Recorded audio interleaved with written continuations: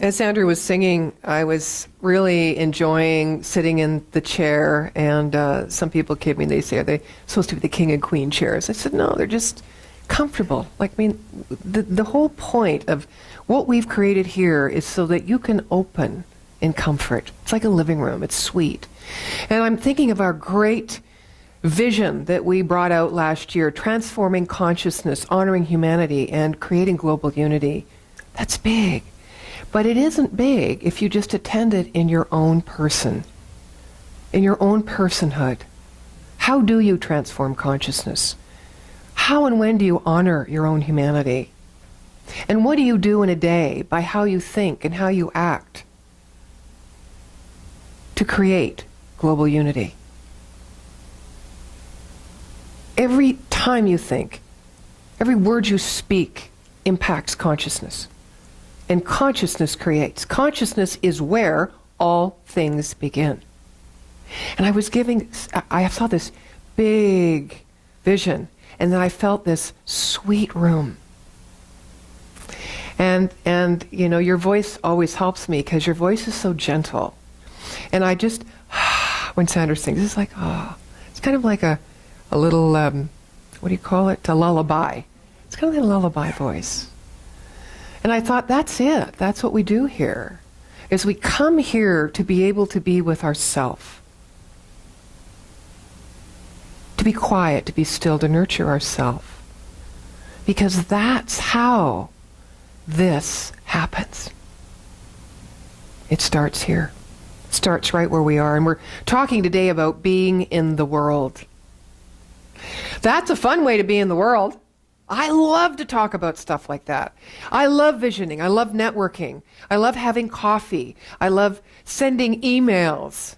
I did recently, 3-page vision statement for this year. What I saw, what I was feeling, right?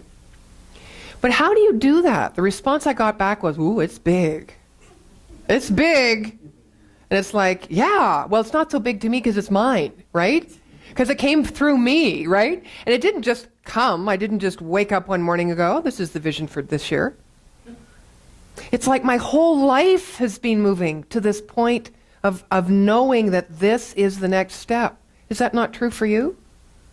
Where you are right now is a compilation of everything you've thought, experienced, shared, been, traveled, expressed. But sometimes it's not really clear for us. It's like, I mean, I have to tell you, it just seemed like I woke up one morning and went like this. But I had a lot of pressure on myself to know what it was. And I had a community and a leadership team going, what is it? What are you going to, remember? I remember when Carl Berry is our now incoming, or has come in president, after his illustrious wife led us for several years on the board. And I remember, come to think of it, you asked me that about when you first came into the center. So what is your vision? Oh, do great Sunday talks and teach and keep everybody happy and get volunteers, run a not-for-profit organization. Yeah. That's the effect. But what is the overriding vision? It took me a long time. We're entering our 11th year here. And now you're at it again. He asked me again, like, I don't know, the group asked me, so okay, what is it now? You say you want to expand, express, move out? Okay, well, what does that look like? And I said, well, when you vision, there's a creative process. You don't always know what it looks like. If you keep trying to get the worldly idea of the form, you interrupt the creative process and all that it brings to you so that you can lift your awareness. Because when you vision and you get a vision, you need to follow on that energetic vibration of the vision, so that you can constantly oversee and qualify everything that goes on in your life as right and perfect at the right action at the right time. Because it is unfolding. When you plant a tulip grows, does it not? A daffodil doesn't grow. So you've got to be really okay with and have faith with what shows up along the way. You don't have to adjust that and have dominion or dominance over the world. You have to have dominion over your own mind and adjust yourself along the way. Part of being what in the world is loving what is. You can't be in the world and not love what is, because you're always trying to escape the world or hide behind Patrick. I got that. I mean, when I clowned for years, I had a large family of puppets. Why? Because they stood between me and the world. It gave me distance, right? People could fixate on the puppet, not on me. Because in here is a shy person. A very shy person, actually. And I decided to come out this month with entering the world of universal harmony, because I am shy. I know you're shy too. And yet we've chosen professions that put us in the limelight, or have us have to express, where people listen or watch or whatever. You know, we counsel, we teach, we facilitate, we sing. And you put yourself out too. And that's a measure too of balancing. Because there is a shy person. Why? It's not really shy, but it's sacred. It's unknown. There's a mystery. And we have this idea that we need to protect it. Because who else is going to do it, right? I mean, we got friends, we got people who love us, right? We got families. But ultimately, it's up to us, right? Me and my God. What is God? Is it in everything you see out there in the world all the time? Yes, but we don't often think about it that way. We don't often see the sacredness of everything that's going on out there, especially in the world news, and even closer to home, even in our families or the people that we love. Especially, we don't see it always when we look in the mirror. Because that's really just a reflection like everything else in the world is. It's a little closer to home because we identify it as me. Do we identify everything else that's going on in the world me? No. But in order to love what is, we need to feel the connection to it. If it is war and famine and genocide, we don't want to feel the connection in that. No.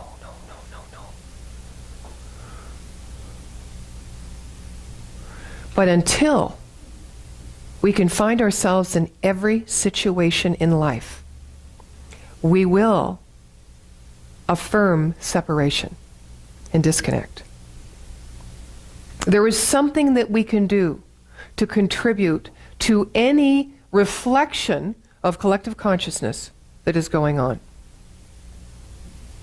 It is to be present in the world of our world, to have dominion over our mind, our actions. This is a beautiful thing. This is empowerment, and this is enlightenment. Now, I know there's a discrepancy because there's a time and space thing that's going on in this material world. So we think a thought, we plant a seed, we do all the right things. We even know that the seed we're planting, we're absolutely sure is not borrowed from someone else, it's original. Right?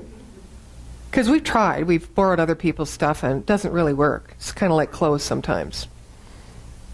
It's kind of like on an impulse. So I don't like where I am, what I'm wearing, what I'm thinking. My life isn't going anywhere. I don't really feel there's got to be something more than this. Oh, I'll try that. I'm attracted to that. You know how that goes, right? An idea. And it works for a while to appease that feeling that we had, but then what happens? Oops, boom. We have to come into our true nature, right? We have to stand in all of who we are, light and dark. And Sandra gave us a beautiful opening, a beautiful sharing of her, a little bit of her trepidation And she's willing now to move beyond that. So what is it you're willing to move beyond? Let's start right where you are. What is it you're willing to move beyond? So the discrepancy is time and space. Because when we plant a seed and we're very clear, this is what we want, and we are committed to this thing, to grow this thing, to grow it by even becoming it. By even knowing, acting as if, knowing that the gift has already been given, knowing that it has nothing to do with any condition in the world being different, but the realm of that growth and the guarantee of that growth only and ever exists within our own consciousness. So we've got all that organized. We know all of that stuff. And then we get up one morning and we go outside and our car doesn't start. Or we get a speeding ticket. Brendan, thanks for being here on time.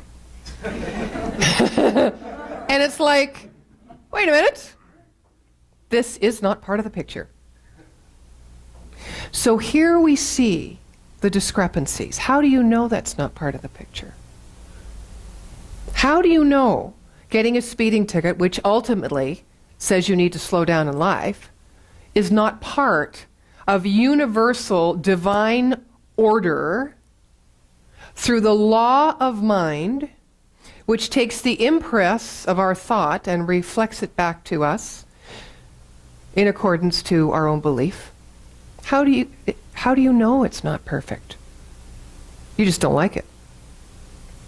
If we stopped and stepped back from a commitment or a desire every time something felt uncomfortable or we didn't like it, where would we be? Now you know, you have evidence in your life that you have not been stopped, that you have moved forward, that you've gone through, met challenges, and moved through them. But often those challenges, until you get into this teaching, are challenges you think that life does to you, that you have to deal with, that you have to rise above if you want to get through your day. But that is not the promise of science of mind, of this teaching, of this truth teaching.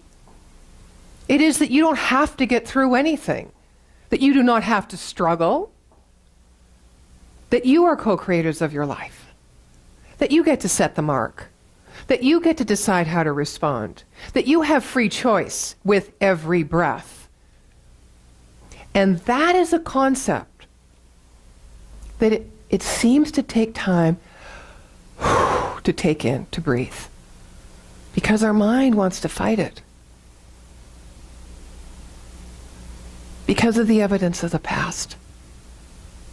Or because we think we need to protect ourselves. And I can tell you something that I had, like something that you were saying, Sandra. For me, it was my greatest dream when I was growing up, albeit it was created by a supreme feeling of neediness and codependency in my earlier days, was to be in theater. It was the thing that made me come alive. It was the only thing. I knew I was born for it. And I went completely somewhere else. Why? Because I was afraid I'd fail at the thing I wanted most in my life. And I would rather fail than know that I didn't have, than find out. Like, I'd rather walk away and never know, I guess I would say. And yet it haunted me all my life. Now, I am kind of doing theater now, in a way. And I did a clowning profession for 25 years. It kind of can't keep me away, from what's in my heart and what my passion is. But it wasn't the same form. And this teaching allows me to grow in my knowing and grow in my experience. And to always put before me something that is a little out of reach.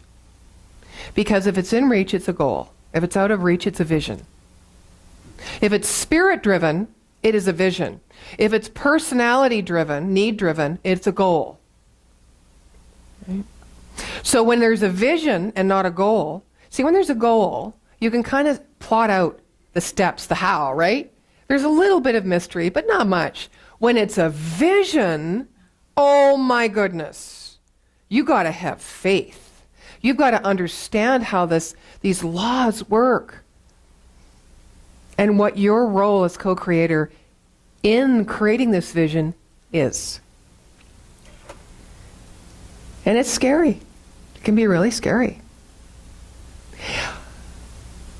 But if you keep having dominion over your own mind, your own actions, and you live mindfully, and you care for self, this divinity, this enlightenment, this spirit that you are, the allness that you are, the reason that you uniquely were born to be as an individualized expression of the One, will be revealed. You don't have to go too far. You just have to go in to yourself. Gosh. You know, one of my mantras is, everything I need is here. Everything I need is here. It keeps me grounded. Everything I need is here. It's already here. Everything that this Joy of Life Center for Spiritual Living needs to keep attracting individuals, to call people into spiritual and sacred community, to call people into transforming their consciousness, is already here right now. It's here now. We always think, it seems, when things don't feel well, or we're frightened, or we're starting to lose faith, we think it's outside. We reach, don't we? I mean, when I was a kid, I used to pray when I was scared. I didn't pray when things were going good. You know, but in this teaching, it's like gratitude every day. Gratitude when you rise, gratitude during the day, gratitude when you go to bed. Because you're giving thanks for what's already been given, even though you can't see it. Just because the evidence may be absent is not evidence of absence. There is something always working. There is something always working in the unseen realm. It is universal divine order that creates a harmony within itself. And it takes whatever it's given. It's like that Little Shop of Horrors, that big plant, you know? I don't know why it came to my mind. It's part of my clown brain, I guess. You know that big thing that goes, here we go, feed me! You know that, do you remember that big Venus flytrap? That's kind of like that. Look, you don't remember? You never... It's a great movie. It's very funny. Anyway, this big plant keeps eating and gets bigger and bigger and bigger and bigger. And so that's like the universe. It's like the law of the universe. It just takes what it's being fed, right? And it knows what to do with it. And that's where we need to have faith. And that's where the mystery is. I'm going to share a story with you. You know, part of the success, or the reason spiritual communities succeed or fail, the reason they succeed is because they are consciously vibrating at a level that brings people up into the truth of themselves. If they operated just on a level of this worldliness, just doing this, it's all about who shows up, how much money, this or that. And although those things can happen within a community, when those things happen, this is a not-for-profit business. If it's a business, if it's your family, if it's a relationship, you need to rise to the greater truth. And you need to stay there. It's consciousness. It's about transforming our consciousness. And you'll see everything in your life gives you the opportunity to do that. Consciousness, universal consciousness, never rests. It is always creating, always working.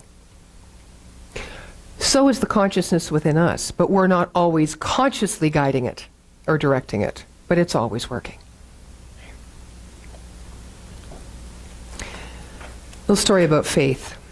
Faith in the connection with Spirit's perfection at every turn. A woman was in pain in her shoulder blade. Oh, interesting, I picked this story. She learned to use faith as a reminder that there were other things in life. It's kind of like a stress gauge. I don't know if you've got something in your body that kind of says, okay, it's time to slow down. So she went to a yoga class. And she put her arms in a position that directed full attention to the pain in her shoulder and intensified the feeling. And she noticed that when she did that, when she actually focused on it, and she felt the pain intensify, and she allowed her mind to move through the pain, something shifted. Her mind drifted from a point of pain into a meditative state.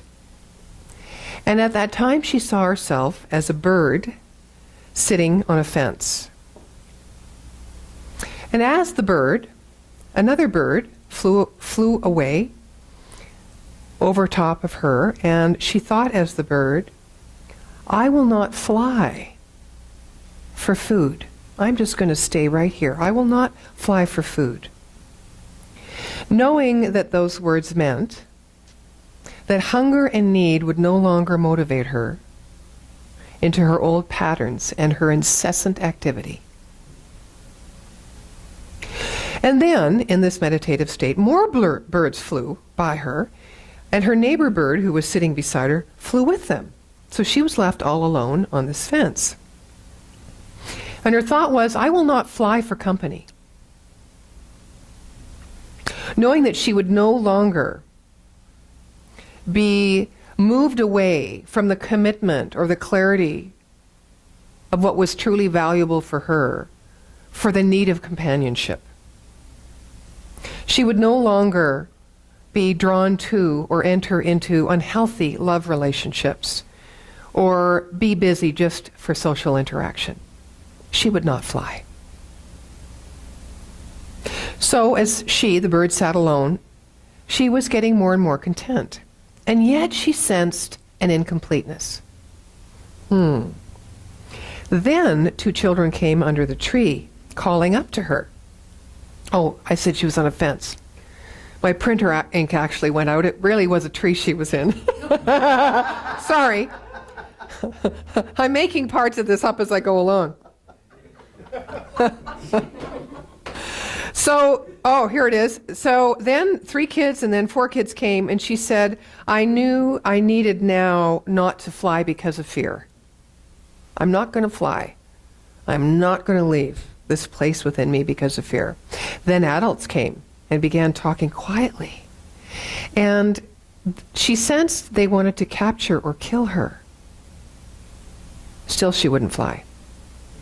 They started throwing stones, but they missed her, for she was too high and the stones could not reach her. So she was safe. Next, guns were pulled out in this vision. Still, she would not fly for fear. Bullets flew past her, and she wondered, if she didn't fly for fear, would she die?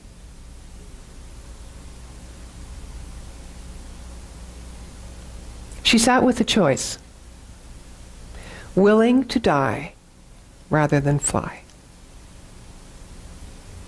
After a seemingly long moment, a voice spoke deep within her, a different sounding voice than before.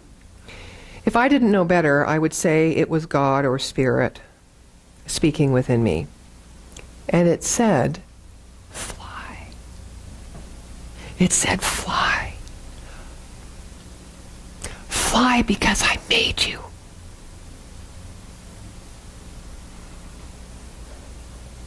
At that moment, the bird leapt into the air with great joy and soared to the tune of the impulse.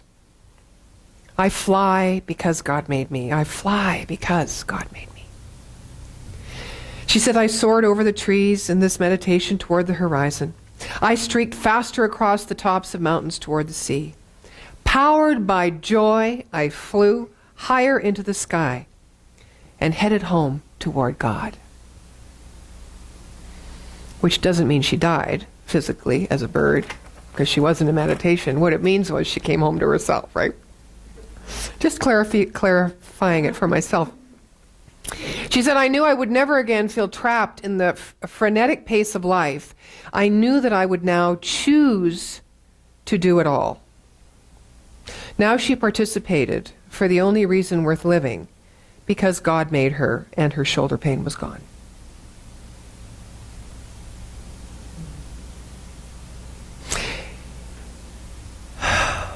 So pain could be anything. It could be just a place of mental resistance. It could be a place where you separate yourself out from the truth of who you are. Maybe you don't have your voice.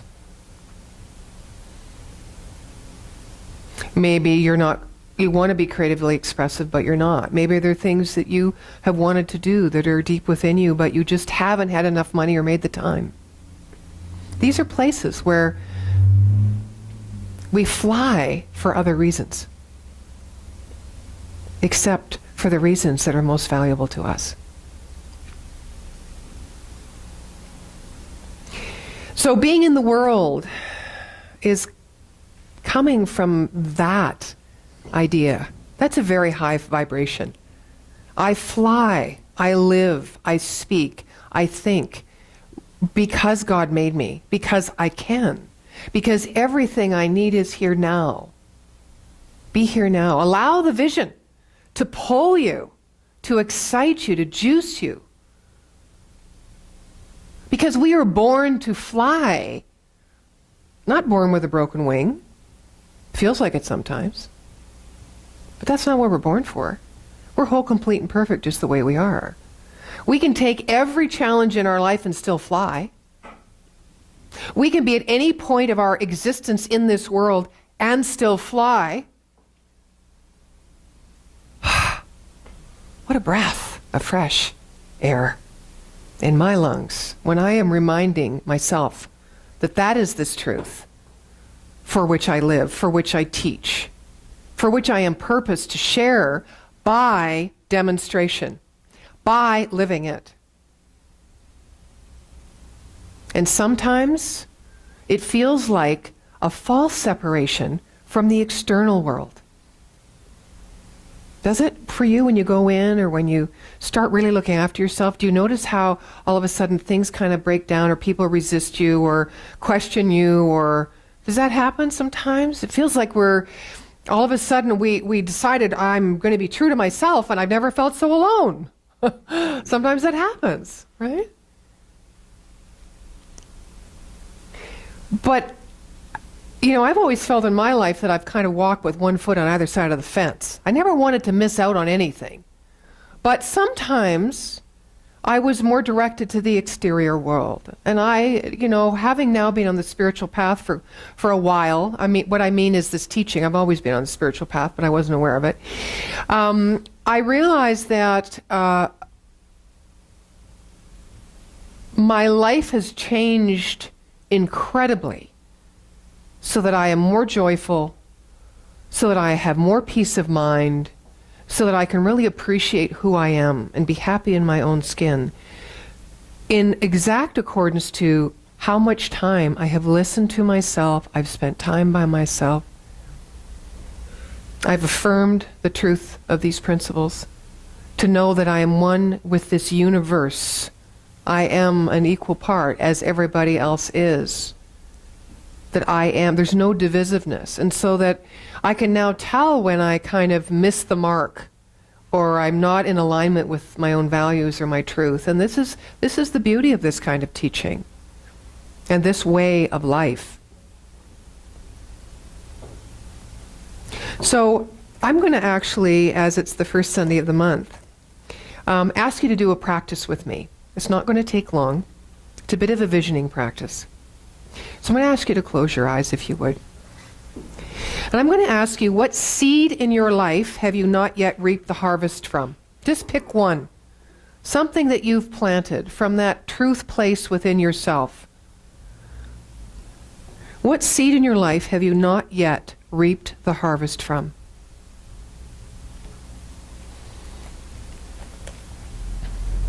I'd like you to open your mind to the idea that there is an invisible cause back of all life that is present everywhere at the same time. And I ask that you just open your mind to feel the connection with this intelligence, this creative force.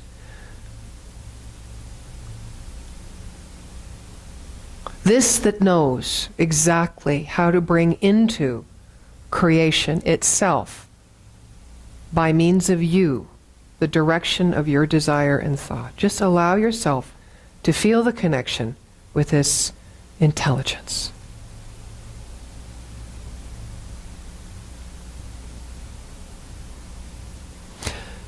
Now bring back into your mind that particular seed that you have not yet harvested. Be really clear about your idea, your desire.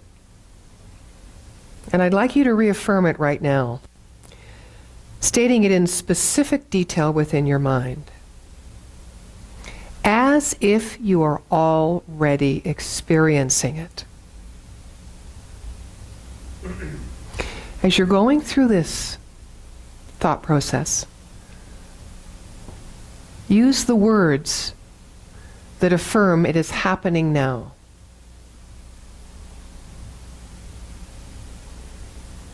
So that you are absolutely present with this desire here, right now.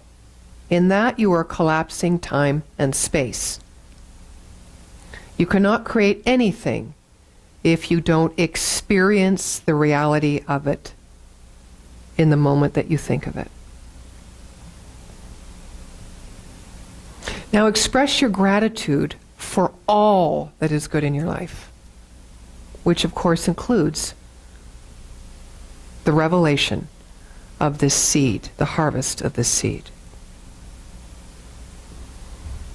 Just take this moment to think of all the things in your life that you're so grateful for, and leave nothing out. Everything.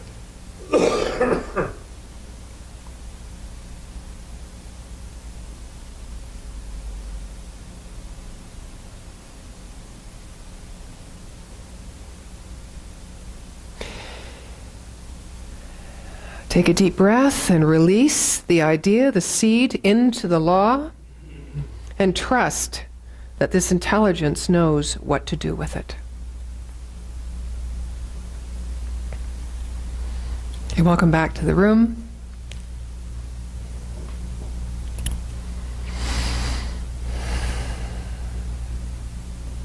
Now, I know you've done this before, and sometimes you have enjoyed the fruit, and sometimes you've cast away the idea because it didn't work, or the desire, or you put it on hold, or the back burner, or you told yourself a story about it, or maybe you said, maybe it's not really what I want, or maybe I'm not in the right position in order to bring it forward. Maybe I don't deserve it.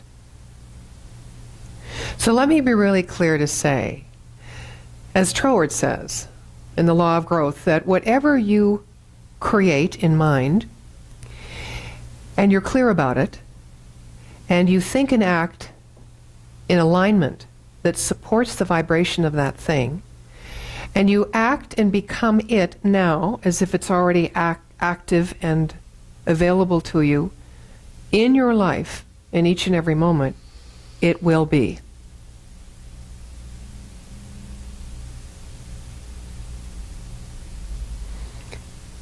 Easier said than done. We get distracted. So loving what is in this world is loving what is in your world, in your realm of beingness, not just the exterior world, the world of your job, your family, your partner. It's loving what is and accepting what is in your interior world, which all is by means of your consciousness. So that poses the question, if everything is created by consciousness, mine, in my life experience, what is the quality of my consciousness? That's actually Eckhart Tolle's question. I love that question. So it's never a question of wanting or willing or the fact that you can't even create an idea or a desire. You got lots of them. It's a question about how are you going to stand for that idea and not be busy resisting or being against anything else that's going on. How are you going to clear yourself in your own mind, in your own beingness, and stand 100% for something and prove to yourself that you are one with this universe, that it works through you, that life lives and expresses as the creation it is as you by means of you, that there is universal harmony. It's called as within, so without. On a universal level and on a relative level. You get to prove that this year. And I am just so excited about everything that's going on in you. And I'm sure you're aware of what a lot of it is. And please just be in joy and be in gratitude for all the mystery and the unknown parts of you that you have not yet learned to trust. Just be in gratitude for them. Because this will be an explosive year. And together we will transform consciousness. Through the honoring of our own humanity, we can start loving what is, within and without. And when that happens, global unity exists. And so it is. So it is. Thank you, everyone.